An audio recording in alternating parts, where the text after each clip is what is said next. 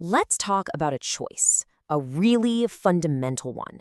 It's a choice you make in basically every situation you face, whether you realize it or not. It's the choice between reacting and responding. And today, we're going to dig into how to master this choice, using some wisdom that's, well, it's been around for a very long time for a reason. So, let me ask you this. Think about the last time you got some tough news, or someone said something that just pushed your buttons. What did you do? Did you feel like a prisoner to that first hot, immediate feeling, that knee-jerk reaction? Or did you find a way to choose a response that was more you? This is a question we all have to answer. And honestly, the answer can change pretty much everything. So what's the real difference we're talking about here? Well, a reaction is impulsive, right? It's automatic. It's that emotional surge that might feel good for a second, that short-term relief, but it often leads to some serious regret later. A response, though, that's different. A response is deliberate. It's chosen. It's guided by your reason, not just your feelings, and it's all about playing the long game for wisdom. It's the difference between being a puppet on a string pulled by your emotions and being the one who actually decides what to do next. Now, this whole idea isn't some new age life hack. It's actually rooted in some incredibly practical, ancient wisdom from the Stoics. They figured out a fundamental truth about life. You can't control what happens to you. You just can't. But you have absolute, total power over how you think about it and what you do next. And that right there is where all your freedom is found. And this quote just nails it perfectly. Think about it. Something happens, that's the stimulus. You do something, that's the response. But the Stoics said, wait a minute.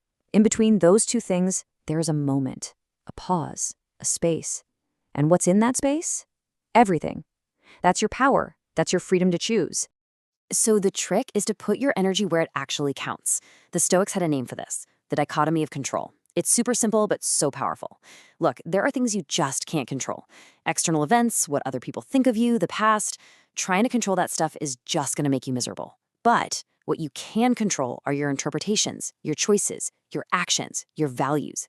That's your playground. That's the only game you really need to worry about winning. Okay, so the philosophy is great, right? But how do we actually do this in our messy, chaotic, day-to-day lives? Let's get practical. Let's talk about the actual toolkit you can use to train your brain to create that all-important space between stimulus and response. So here they are, your 4 core strategies pulled straight from Stoic practice. First, you've got to cultivate self-awareness, just knowing what's going on inside your own head. Then you have to master the pause. We'll get into that. Next, you learn to reframe your perspective. And finally, you bring it all home by constantly focusing only on what's actually in your control. All right, let's break down the most powerful tool you have, the pause. It's so simple, it's almost deceptive. The second you feel that emotional trigger, that flash of anger or fear or frustration, that's your signal. Step 1, just notice it. There it is. Step 2, take one single deep breath. That's it. That one breath is what creates the space. And in that space, you ask your rational mind, okay, what's the wise move here? Not your impulse. And then, and only then, you choose the response that lines up with the person you actually want to be. Your next tool is all about reframing. It's about being the editor of your own internal stories. See, the event doesn't change, but the story you tell yourself about it can change everything. So instead of your brain automatically screaming, this is a threat, which makes you defensive and reactive, you can consciously choose a different story. Okay, this is an opportunity to learn something, or this isn't a disaster, it's a challenge I can handle. That little shift in perspective, it completely changes how you feel and what you do next.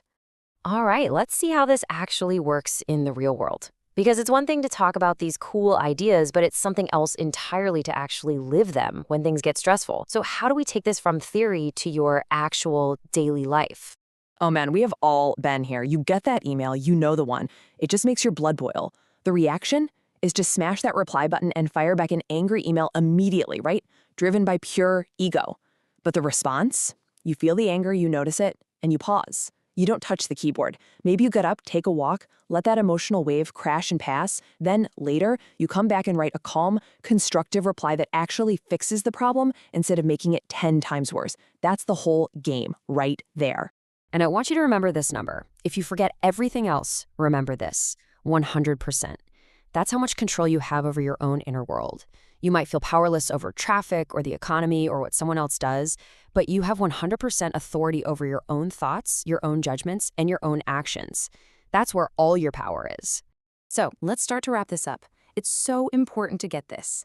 This is not a quick fix. This is not a magic pill. Training your mind to respond instead of react is a lifelong practice.